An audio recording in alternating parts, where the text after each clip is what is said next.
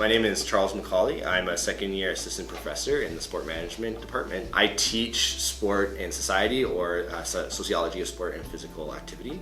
I also teach the sport organizational behavior class at the master's level. And I've also taught courses such as sport leadership as well as college athletics.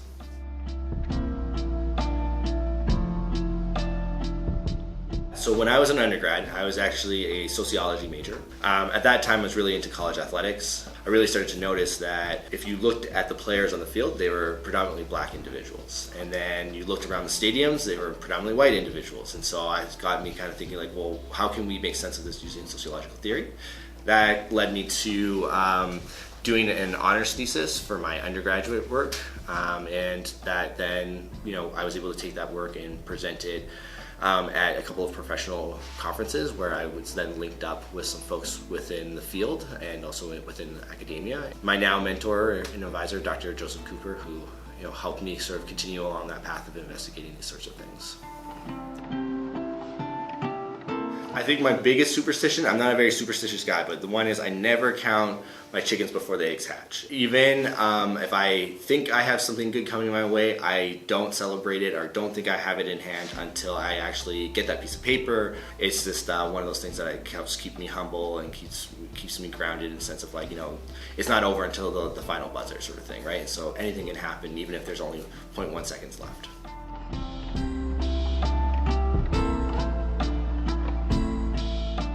I've been fortunate to work on a couple of different projects looking at some really cool contexts. My dissertation work I think is really interesting. I was actually able to be integrated within an athletic department, and so I was able to work with student athletes pretty closely and observe them in a number of different programs. I was able to see some interesting things in terms of like how does governance work within the NCAA.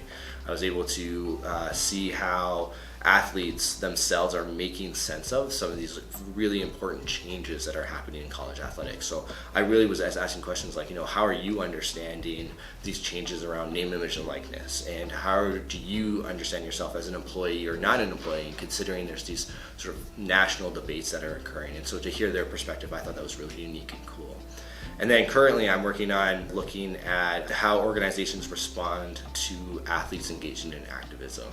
Obviously we saw a lot of that over the last decade with first Colin Kaepernick engaging in some activism, taking the knee during the national anthem, and then we saw this sort of tidal wave of athletes engaging in activism in support of Black Lives Matter, as well as some other movements like the Me Too movement, supporting women's equal rights and gender equity within soccer, that sort of thing. You see the men's March Madness tournament and then the women's March Madness tournament, and they really are equal products at this point in time. Like there's been that investment from the media organization, and so we wonder why there's these disparities that exist in women's and men's sports. And well, how are they actually investing from the jump into these sports to ensure that they are being treated as equal products that can be sold and receive that market value that they deserve?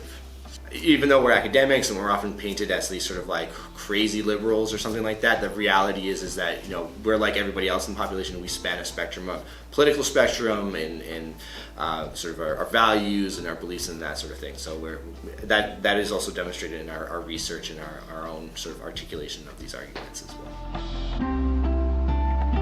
I grew up playing soccer. I think it's still a really fun sport to play. It's great cardio, especially as I'm getting older. It's really good for the old heart. Honestly, I like watching all sports. You'll often catch me watching whatever is on TV. So there are times when I'm watching volleyball, or I'm watching hockey, or I'm watching baseball. But I think it also depends on the time of year. I think there's nothing like going to a hockey game in the middle of the winter, and there's nothing like going to a baseball game in the middle of the summer.